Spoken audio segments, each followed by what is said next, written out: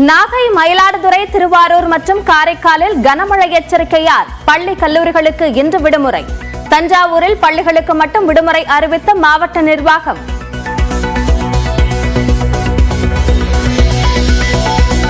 பத்து கிலோமீட்டர் வேகத்தில் நகர்ந்து வரும் காற்றழுத்த தாழ்வு மண்டலம். நாகைக்கு 630 கிலோமீட்டர் தூரத்திலும் சென்னைக்கு 830 கிலோமீட்டர் தொலைவிலும் உள்ளது.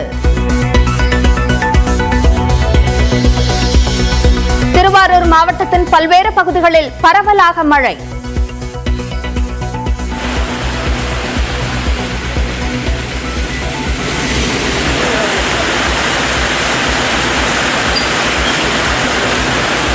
நாகையிலும் மழை பெய்து வருவதால் இயல்பு வாழ்க்கை பாதிப்பு.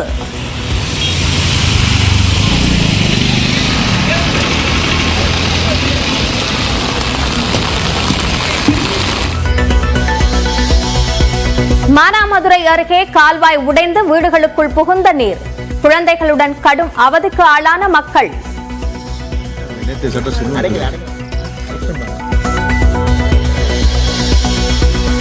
மயிலாடுதுறை மாவட்டத்தில் இன்று முதல் 2 நாட்கள் அதிக கனமழைக்கு வாய்ப்பு. நாகை, திருவாரூருக்கு இன்றும், கடலூருக்கு நாளையும் ரெட் அலர்ட்.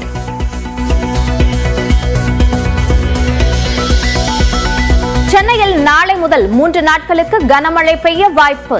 செங்கல்பட்டில் இன்றும், காஞ்சிபுரத்தில் நாளையும் கனமழை தொடங்கும். பாதுகாக்கப்பட்ட வேளாண் மண்டலமாக அறிவிக்க மத்திய அரசின் அனுமதி தேவையில்லை. தமிழ்நாடு அரசு சார்பில் எந்த முன்மொழிவும் வரவில்லை என மத்திய அரசு கூறிய நிலையில் வல்லுநர்கள் விளக்கம்.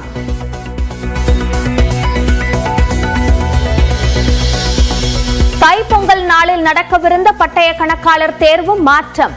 ஜனவரி 14ஆம் தேதி நடைபெறவிருந்த தேர்வு ஜனவரி 16ஆம் தேதிக்கு மாற்றப்பட்டது. ஆவடி அருகே இந்து கல்லூரி ரயில் நிலையத்தில் போதையில் பயணிகளை தாக்கிய விவகாரம். 14 வயது சிறுவன் உட்பட 3 பேர் கைது.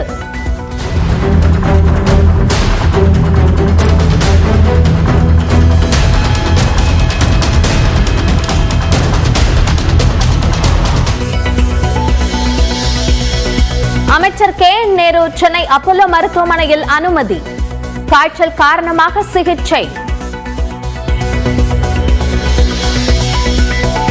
கேரள மாநிலம் திருச்சூரில் சாலையோரம் தூங்கிக் கொண்டிருந்தவர்கள் மீது ஏறிய லாரி. 5 பேர் பரிதாபமாக உயிரிழந்த நிலையில் காவல்துறை விசாரணை.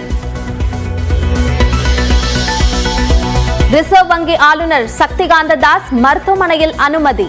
திடீர் நெஞ்சுவலி ஏற்பட்டதால் சென்னை அப்போலோவில் சேர்க்கப்பட்டுள்ளார். மழையை எதிர்கொள்ள அரசு தயாராக உள்ளது. சென்னையில் மழலையர் பள்ளி வகுப்பறையை தொடங்கி வைத்த முதலமைச்சர் மு க ஸ்டாலின் பேட்டி. QR கோடுடன் புதிய பான் அட்டையை அறிமுகம் செய்யும் மத்திய அரசு. ஏற்கனவே வைத்துள்ளவர்களுக்கு எந்தவித கட்டணமும் இன்றி வழங்கப்படும். மகாராஷ்டிராவில் புதிய முதலமைச்சராக தேவேந்திர பட்னாவிஸை அறிவிக்க பாஜக திட்டம். தற்போதைய முதலமைச்சர் ஏக்நாத் ஷிண்டே தொடர விருப்பம் தெரிவித்ததால் சிக்கல்.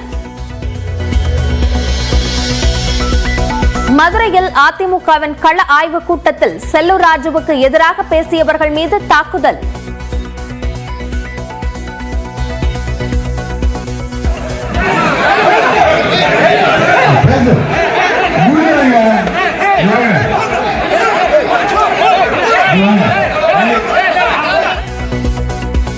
மதுரை திருப்பரங்குன்றத்தில் பூத் கமிட்டி அட்டை வழங்கிய போது தகராறு.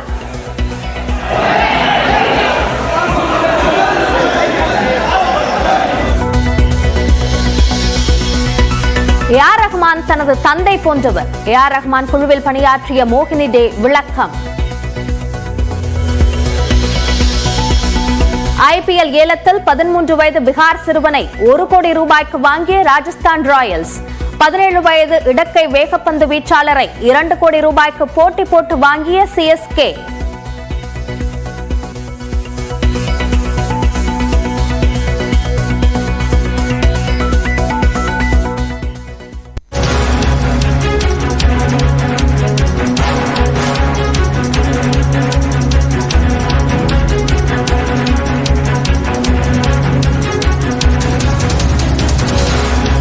செய்தியை பார்த்து வருகிறோம். தைப்பொங்கல் நாளில் நடைபெறவிருந்த பட்டய கணக்காளர் தேர்வு மாற்றி வைக்கப்பட்டிருக்கிறது. 14ஆம் தேதி நடைபெறவிருந்த தேர்வு ஜனவரி 16ஆம் தேதிக்கு மாற்றப்பட்டிருக்கிறது. தொடர்பாக MP சு வெங்கடேசன் எக்ஸ் தளத்தில் கோரிக்கையை எழுப்பியிருந்த நிலையில் தைப்பொங்கல் நாளில் நடக்கவிருந்த பட்டய கணக்காளர் தேர்வு மாற்றப்பட்டிருக்கிறது. இதுகுறித்த விவரங்களுடன் செய்தியாளர் அபிநயா அடைந்திருக்கிறார். அபிநயா, விவரங்கள். லாவண்யா, இப்போ சிஏ தேர்வு, ஃபவுண்டேஷன் தேர்வு என்பது அடிப்படையான அந்த தேர்வு என்று சொல்லப்படும் சிஏனுடைய அந்த தேர்வு நடைமுறைகளில் அந்த தேர்வில் 12, 14, 16, 18 ஆகிய தேதிகளில் நடைபெறும் என்று முன்பு அறிவிக்கப்பட்டிருந்தது. ஆனால் 14ஆம் தேதி பொங்கல் நடைபெறும், அந்த விழா கொண்டாடப்படுகிறது தமிழ்நாட்டில் என்றும், அதனால் அந்த தேதியை மாற்றி அமைக்க வேண்டும் என்று அது மிகப்பெரிய பேசுபொருளாக மாறியது. MP சு வெங்கடேசன் இந்த விவகாரத்தை முன்னெடுத்திருந்தார். அதற்கு மத்திய நிதியமைச்சர் நிர்மலா சீதாராமனும் பதிலளித்திருந்தார். இந்த நிலையில் ICAI அமைப்பு ஒரு தன்னாட்சி பெற்ற அமைப்பு என்ற ஒரு விளக்கத்தையும் அவர்கள் கொடுத்திருந்தார்கள். தற்போது அந்த ICAI தரப்பிலிருந்து இந்த அறிவிப்பு வெளியாகி இருக்கிறது. அதன்படி 14ஆம் தேதி நடைபெறுவதாக இருந்த அந்த பிசினஸ் லாஸ் தேர்வு 16ஆம் தேதிக்கு ஒத்திவைக்கப்பட்டிருக்கிறது. முன்பு 12, 14, 16, 18 என்று இருந்த அந்த தேர்வு ஷெட்யூல் தற்போது 12, 16, 18, 20 என்று மாற்றப்பட்டுள்ளது. எனவே அடுத்தடுத்ததாக அந்த தேர்வுகள் ஒத்திவைக்கப்பட்டிருக்கிறது என்பதை புரிந்து கொள்ள வேண்டியிருக்கிறது. இது சார்ந்த தெளிவான அந்த முழு அட்டவணையை தெரிந்து கொள்வதற்கு தேர்வர்கள் www.icai.org என்ற அந்த இணையதளத்தை பார்த்துக் கொள்வது நல்லது. லாவண்யா, விவரங்களுக்கு நன்றி அபிநயா.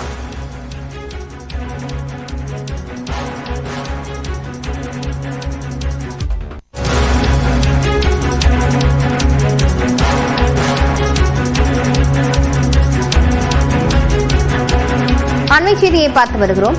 ரிசர்வ் வங்கி ஆளுநர் சக்திகாந்த தாஸ் சென்னை அப்போலோ மருத்துவமனையில் அனுமதிக்கப்பட்டிருக்கிறார். ரிசர்வ் வங்கியின் ஆளுநர் சக்திகாந்த தாஸ் சென்னை அப்போலோ மருத்துவமனையில் அனுமதிக்கப்பட்டிருக்கிறார். நெஞ்சுவலி காரணமாக சென்னை கிரீன் சாலையில் உள்ள மருத்துவமனையில் ரிசர்வ் வங்கியின் ஆளுநர் சக்திகாந்த தாஸ் அனுமதிக்கப்பட்டிருக்கிறார்.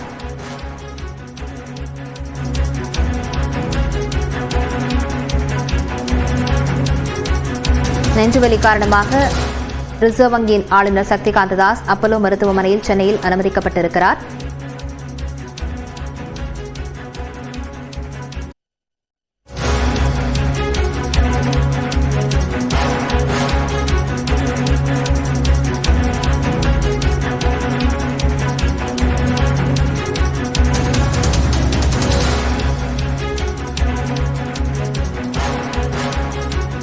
பாதுகாக்கப்பட்ட வேளாண் மண்டலமாக அறிவிக்க மத்திய அரசினுடைய அனுமதி தேவையில்லை என்று வல்லுநர்கள் தரப்பில் தெரிவிக்கப்பட்டிருக்கிறது.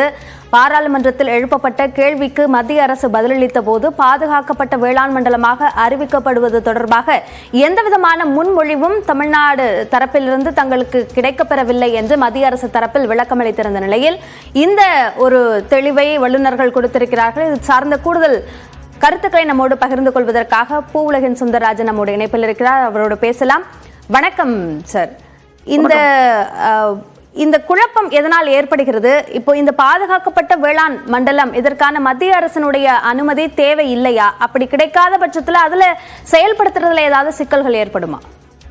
அதாவது ஒரு மாநிலத்தோட ஒரு பகுதியில எந்த மாதிரியான தொழிற்சாலைகளை கொண்டு வரலாம், கொண்டு வரக்கூடாது என்று முடிவெடுக்கக்கூடிய உரிமை ஒரு மாநில அரசுக்கு இருக்குது. இண்டஸ்ட்ரி எங்க வரலாம், வரக்கூடாதுன்னு டிசைட் பண்றதுக்கான ரைட்ஸ் ஸ்டேட் கவர்மெண்ட்டுக்கு இருக்குது. அந்த அடிப்படையில தான் பாதுகாக்கப்பட்ட வேளாண் மண்டலத்துல இந்தந்த தொழிற்சாலைகள்லாம் அனுமதிப்போம், இந்தந்த தொழிற்சாலைகள்லாம் அனுமதிக்க மாட்டோம்னு சொல்லி தமிழக அரசு ஒரு சட்டத்தை நிறைவேற்றியது. அந்த சட்டத்தின்படி சூழலை மாசுபடுத்தக்கூடிய உணவு உற்பத்திக்கு எதிராகக்கூடிய திட்டங்கள்லாம் நாங்கள் அனுமதிக்க மாட்டோம்னு சொல்லி அந்த சட்டத்தை சொல்லியிருந்தாங்க.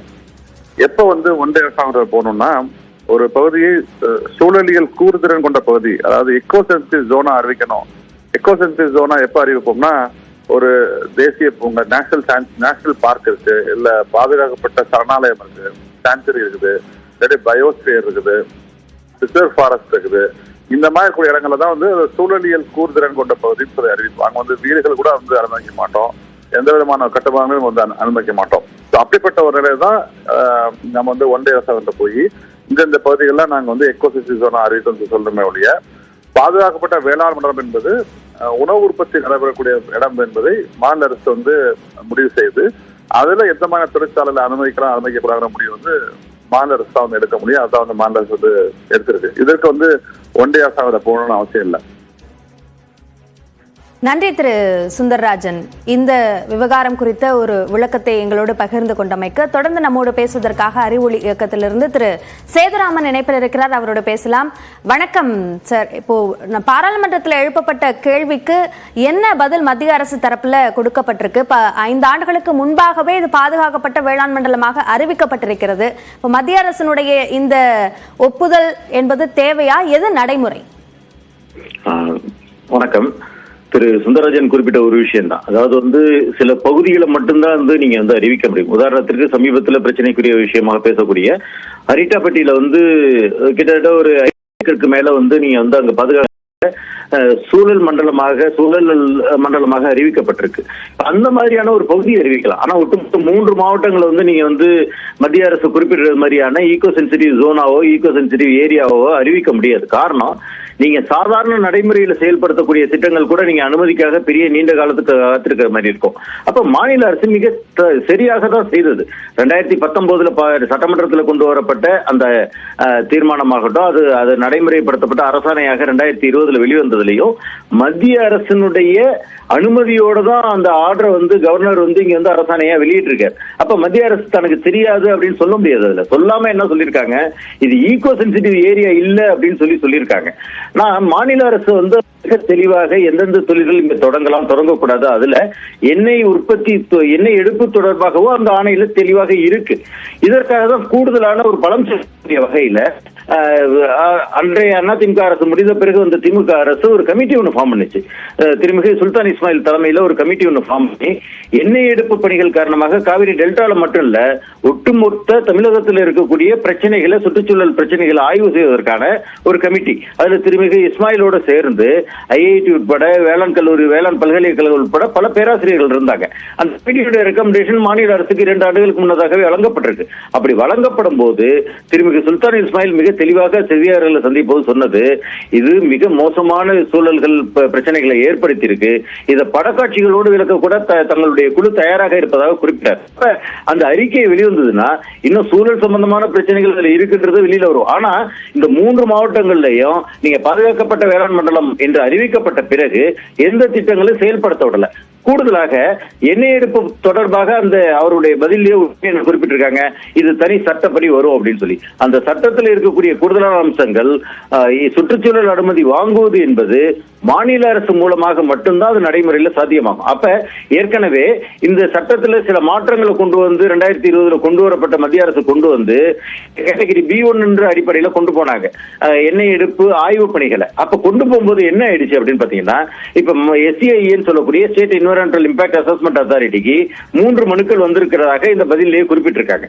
ஒன்று ராமநாதபுரத்திலையும், 2 வந்து வேதாந்தாவுடைய கடலூர் பகுதியில ஒன்றும் டெல்டா பகுதியில ஒன்றுமாக 3 அனுமதிகள் SEIA பெண்டிங்ல இருக்குன்னு சொல்லியிருக்காங்க. இது பெண்டிங்ல இருக்குன்னு சொல்றதே என்னன்னா, பாதுகாக்கப்பட்ட வேளாண் மண்டலத்தினுடைய அம்சங்களை SEIA கணக்குல எடுத்துக்கிட்ட அடிப்படையில அதற்கான அனுமதிகள் வழங்கப்படாம இருக்குன்றத நம்ம வந்து புரிஞ்சுக்க முடியுது நம்மளால. அப்ப இது பாதுகாக்கப்பட்ட வேளாண் மண்டலத்தினுடைய மசோதா மாநில அரசு 2019 கொண்டு வந்து அது 2020 அரசாணையாக வந்தது மிக தெளிவாக இங்க பாதுகாக்கப்பட்ட வேளாண் மண்டலமாக அதை மாற்றி இருக்கு அப்படின்றதுக்கான செய்தியும் இதுல வந்திருக்கு. ஆனா மத்திய அரசு நமக்கு வேதனையும் வலியும் இருக்கக்கூடியது என்ன அப்படின்னு கேட்டீங்கன்னா, இதை ஒரு காரணமாக வந்து சொல்லி வேறு மாற்று ஏற்பாடு பண்ணுவதற்கு திட்டமிடுகிறதோ என்ற ஐயத்தை ஏற்படுத்துது. அப்ப மத்திய அரசு இந்த வேளாண் உற்பத்திக்கான முன்னுரிமையை கொடுப்பதாக கூறக்கூடிய மத்திய அரசு அதற்காக இது போன்ற சட்டங்களை மத்திய அரசும் அங்கீகரிக்கக்கூடிய வழிமுறைகளை எதிர்காலத்தில் கொண்டு வரணும். மாநில அரசு கொண்டு வந்த இந்த பாதுகாக்கப்பட்ட வேளாண் மண்டலத்தை மத்திய அரசு அங்கீகரித்து அதற்கான கூடுதல் வளங்களையும் இந்த பகுதி வந்து பாதிக்க விடாம விவசாயத்துக்கு பிரதானமான பகுதியாக மாற்றுவதற்கு மத்திய அரசு கூடுதலான துணை நிற்கணும் மாநில அரசோட என்றுதான் நம்ம இங்க எதிர்பார்க்கிறோம். பாதுகாக்கப்பட்ட வேளாண் மண்டலம் தொடர்பான இந்த விவகாரம் குறித்த தெளிவிற்கு நன்றி திரு சேதுராமன்.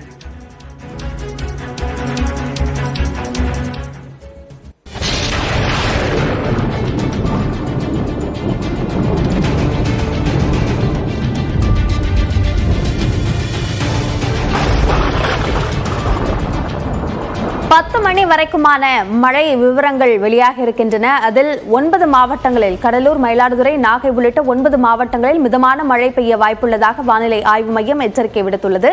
கூடுதல் விவரங்களை நம்முடைய செய்தியாளர் லிபிகாவிடம் கேட்கலாம். லிபிகா, எந்தெந்த மாவட்டங்களுக்கு மிதமான மழைக்கான எச்சரிக்கை விடுக்கப்பட்டுள்ளது? அபிநயா, தமிழகத்தில் அடுத்த 3 மணி நேரத்திற்கு பல்வேறு மாவட்டங்களுக்கு மழை எச்சரிக்கையானது விடுக்கப்பட்டிருக்கின்றது. குறிப்பாக இன்று காலை 10 மணி வரை கடலூர், மயிலாடுதுறை, நாகப்பட்டினம், திருவாரூர், தஞ்சாவூர், புதுக்கோட்டை, திருநெல்வேலி, கன்னியாகுமரி, தென்காசி ஆகிய 9 மாவட்டங்களுக்கு இடிமின்னுடன் கூடிய மிதமான மழைக்கு வாய்ப்பிருப்பதாக சென்னை வானிலை ஆய்வு மையம் தகவல் தெரிவித்திருக்கின்றது. மேலும் திருவள்ளூர், சென்னை, செங்கல்பட்டு, காஞ்சிபுரம் ஆகிய 4 மாவட்டங்களுக்கு லேசான மழைக்கு வாய்ப்பிருப்பதாக தெரிவிக்கப்பட்டிருக்கின்றது.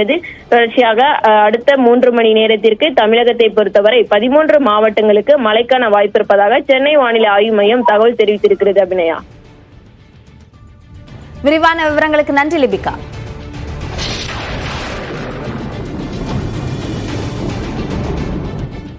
மயிலாடுதுறை, நாகப்பட்டினம், திருவாரூர் மாவட்டங்களில் இன்று அதி கனமழைக்கான ரெட் அலர்ட் விடுக்கப்பட்டுள்ளது.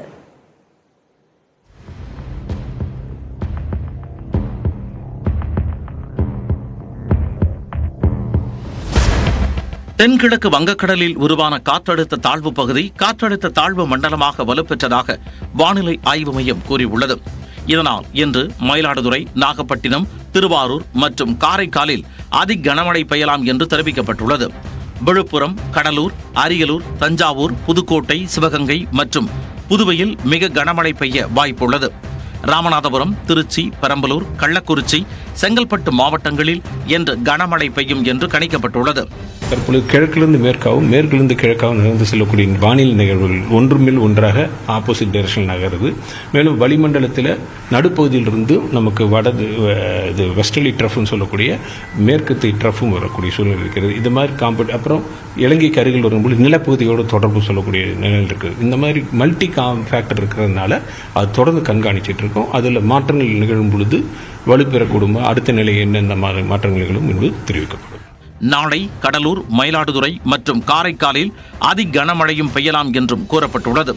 சென்னையில் நாளை முதல் 3 நாட்களுக்கு கனமழை பெய்யலாம் என்றும் வானிலை ஆய்வு மையம் கணித்துள்ளது. செங்கல்பட்டு, காஞ்சிபுரம், விழுப்புரம் மாவட்டங்களில் வரும் 28ஆம் தேதி மிக கனமழை பெய்யலாம் என்றும் கூறப்பட்டுள்ளது. நியூஸ் 8 தமிழ்நாடு தொலைக்காட்சிக்கு பேட்டியளித்த தனியார் வானிலை ஆய்வாளர் ஸ்ரீகாந்த், தற்போதுள்ள நிலை புயலாக வலுப்பெற வாய்ப்புள்ளது என்றார். தற்போதைய சூழலில் பார்த்தீங்கன்னா ஒரு இந்த டீப் டிப்ரெஷனே வந்து கிட்டத்தட்ட ஒரு புயலுக்கான அறிகுறின்னு தான் நம்ம சொல்லலாம். ஆனால் என்னன்னா ஒரு அதிக வலுவில்லாத ஒரு புயலாக தான் வந்து நம்ம எடுத்துக்கணும். நீங்கள் உலகத்தில் இருக்கக்கூடிய ஏனைய வானிலை இதில் பார்த்தீங்கன்னா அவங்க வந்து டீப் டிப்ரெஷன் வச்சுக்கிறது இல்லை. டிப்ரெஷனுக்கு அப்புறம் நேரடியாக அவங்க வந்து புயல்னு சொல்கிறாங்க, டிராபிக்கல் சைக்ளோன்னு சொல்கிறாங்க. நம்ம வந்து இந்திய வானிலைத்துறை புயலுக்கும் சைக்ளோனுக்கும் இடையே டீப் டிப்ரெஷன் இன்னொரு ஒரு நிலை வச்சிருக்காங்க. அதுதான் நம்ம இப்போ பார்க்க போகிறோம் நாளைக்கு. ஸோ கிட்டத்தட்ட ஒரு புயலின் தன்மை தான் இருக்கும். காற்றின் வேகம் கொஞ்சம் அதிகமாக இருக்கும், ஒரு 35-40 கிலோமீட்டருக்கு மேலே இருக்கக்கூடும். அதே மாதிரி மழையின் தாக்கமும் படிப்படியாக நம்ம எதிர்பார்க்கலாம். தற்போதைய சூழலில் புயலாக மாறுவதற்கு ஒரு 50-50 சான்ஸ் இருக்குன்னு நான் சொல்லுவேன். இந்த நிலையில் மீனவர்கள் 29ஆம் தேதி வரை வங்கக்கடல் பகுதிகளுக்கு மீன்பிடிக்க செல்ல வேண்டாம் எனவும் வானிலை ஆய்வு மையம் கேட்டுக் கொண்டுள்ளது.